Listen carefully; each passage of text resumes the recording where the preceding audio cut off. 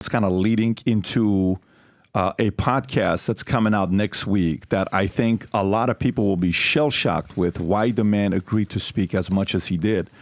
Jeffrey Epstein's former assistant, Sarah Palin, dodges prosecution. She's dodged prosecution for sex trafficking despite being repeatedly mentioned in his grand jury files from 2005. Palin was named 3 times by Epstein's victims in the transcripts of a court hearing in Palm Beach, Florida, during the original investigation into the late pedophile sex trafficking ring. The victims described her greeting them at his now raised seafront mansion and then leading them upstairs to the massage room.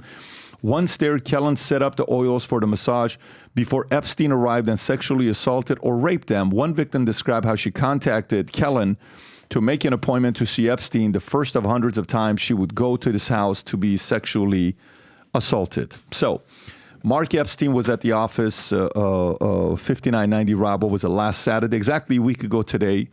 He came in and we did a 2-hour interview together. Rob, should we show just we should show the what do you call it? Trailer? The trailer. Intro? Oh, really? Yeah, just show Let me the see if I can grab it. Yeah, I have it if you want for me to show This is it. the brother of Mark Epstein. This is Jeffrey the I'm sorry, brother. Jeffrey. Mark Epstein is the okay. This is the brother of Jeffrey Epstein, who came out and was only supposed to be a short interview of going back and forth on a few different things, ended up turning into a full-on hour and a half, nearly 2-hour conversation. Rob, I just texted it to you. And he talked about a few things. I'm just listening. Like, he told me who the mentor was that influenced him, Jeffrey Epstein. He talked about a phone call that Jeffrey called him one time saying, I'm about to be in trouble. He talked about, we talked about so many weird things. But, Rob, just play the intro. Don't want you to play the whole thing. Just play the intro.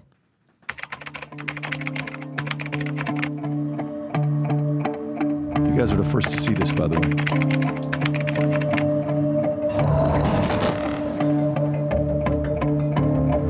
But to be killed in a federal prison, in maximum security federal prison, not any Joe on the street could pull something like that off. Who would have the ability to put that together? Oh, you're kidding me. Come on, man. It gives me the impression that you're trying to say he's covering up for Trump, is what you're saying. Well, a lot of people have suggested that that's who ordered the hit. He said that if he said what he knew about both candidates, they'd have to cancel the election. There'd be a revolution in this country. Did you ever go to the island with him? Did he ever take you to the island with him? No, I was on that island once. It would have been the highest bail ever in the United States. What was the number? Well, the highest bail at that point in time was $100 million. So you guys were willing to put on more than $100 million bail? Yeah. It's hard to make 6 figures. It's harder to make $1 million. $600-700 million? How do you make that kind of money? He made good investments. Come on, Mark. You don't give me naive vibes at all. If Israel had access to that information, how much influence would they have to be able to get U.S. politicians to do for Israel what Israel wants to be done for them? And if they had it, they would have influence. I just want to find out who had my brother killed. And I want to find out why. Okay. That's good. I can't wait for this to be I released. can't wait. What do you mean? You were there. Well, you weren't there. Well, first of all, I haven't fully seen it myself again, and I can't wait to see it. It's that interesting because, it's hey, let's just stick to the facts of what happened with the suicide who killed himself, and then that led to speculation. What about this? Who played a mentor? Who taught him this? Upbringing, your relationship. Were you guys close? Were you not? What did your parents raise you as? What was your father teach? I wanted to know everything. That's what I was interested in. And a lot of information. I've seen every single one of the interviews he's done, and I can tell you there's 60% of material that I've never seen Mark ever talk about. That'll be on this when it's released next week. Let me ask you a question. You said something yesterday. You said it's sort of like the 3 rules of figuring this out. It's like how, why, and who. Like the motivation. Yeah. Walk us through those 3 things. I said, what's more important to you, the how or the why? He said, neither, the who. I said, the only way you can find out the who if you can find out the why. The why. He says, we already know the how. He didn't kill himself. Somebody killed him.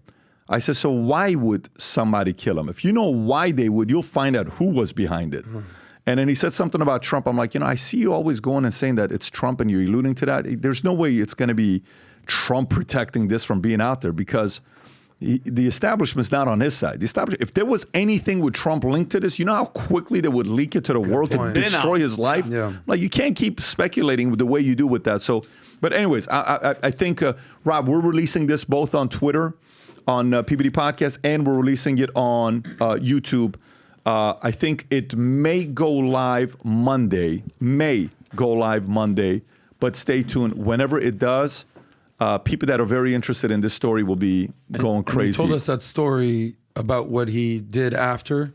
I don't know if you want to say that, about when he left. Oh, yeah, he left and he came back and he wanted to explain to me the definition of, I don't even want to tell you. I want you'll see it on Monday when it comes out. Okay. Yeah, you just have to see it. It's fascinating. Specifically, the mentor side was fascinating, which came out accidentally. And then asking him if he was a Mossad agent, if he did, how much did he help Israel with? I mean, anyways, we're going to see what's going to happen with that. How would you like to meet Dwayne Johnson, take a picture with him, and be celebrated in front of nearly 10,000 people at Palm Beach Convention Center? Let me tell you how.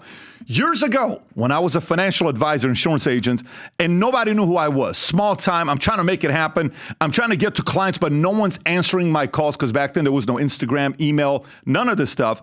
I went to this store called DSW, and I would buy shoes, cheap shoes, but I would buy shoes. And I would take one of the shoes out of the box, and I would put the other shoe in a box with a note in it. This was a way of being funny. And in the box, I would say, hey, Mr. and Mrs. Jones, now that I got one foot in the door, help me get the next one in. I'm a local financial advisor, et cetera, et cetera. And oh my God, I would send 100. I would get 50 calls back. They would laugh. This is so funny. No one's ever sent us a shoe. We wouldn't mind getting the other one. 20% of them would say, this is so funny that we're willing to listen to, and I'd go to their house and I would do business with them. Now think about today. This story I'm telling you, this is 2001, 2002. Today, if you want to prospect somebody or meet somebody doing business, you're one contact away from your life changing. That's what happened to me many, many times in my life. Today, you can send a cold email, less than 1% chance somebody responds to you. You can DM somebody, less than 3%. Twitter is less than 5%. LinkedIn is less than 8%. However, this is why we built the app Monect. And I'm about to announce the next contest to you.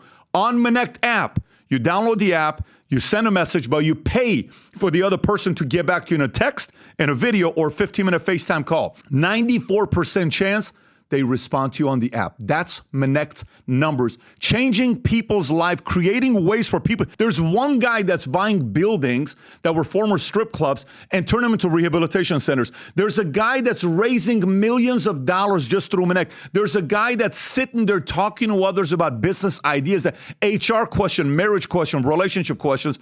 But here's the latest contest with Monect, if you haven't downloaded it yet. The last contest we announced, we had a massive party, dinner. We came down here, had cigar, did a podcast together pretty much for 6 hours. We were together. This next one here, we have a new contest announced from July 1st, and it goes to the end of the month in the month of August. Here's how it works. The winner, the top winners of the different categories, there's 5 categories.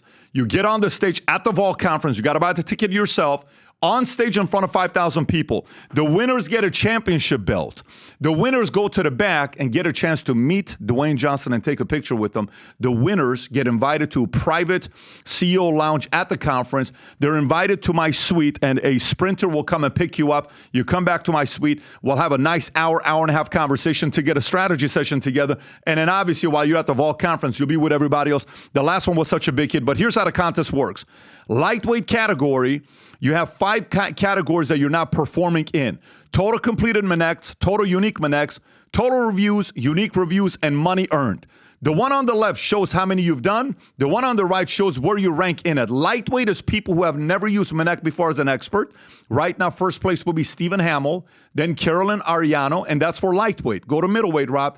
Middleweight is people that are experts who have done 1 of 50 Monects. These guys are all competing against each other.